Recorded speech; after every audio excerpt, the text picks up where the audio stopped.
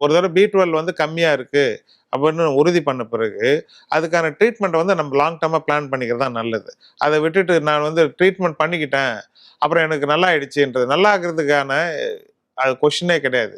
இது life long வந்து 3 மாசத்துக்கு ஒரு இன்ஜெக்ஷன் போட்டீங்கன்னா கேரண்டீடா உங்களுக்கு வந்து அதனுடைய நாள்பட்ட பாதிப்பு வந்து தப்பிக்கிறதுக்கான வழி.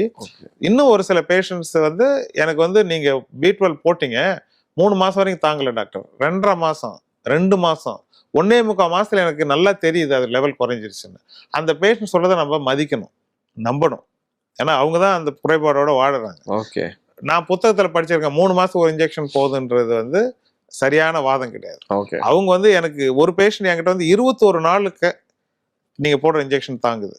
அதுக்கப்புறம் அவர் சொல்றதை நான் நம்புறேன். 21 நாளைக்கு ஒரு தடவை அவர் இன்ஜெக்ஷன் போட நல்லா இருக்காரு. ஏன்னாக்கா அவரை பொறுத்த வரைக்கும் அந்த 21வது நாளுக்கு அப்புறம் அவருக்கு அந்த சோர்வு மற்ற பிரச்சனைகள் வருது. ஓகே. அதனால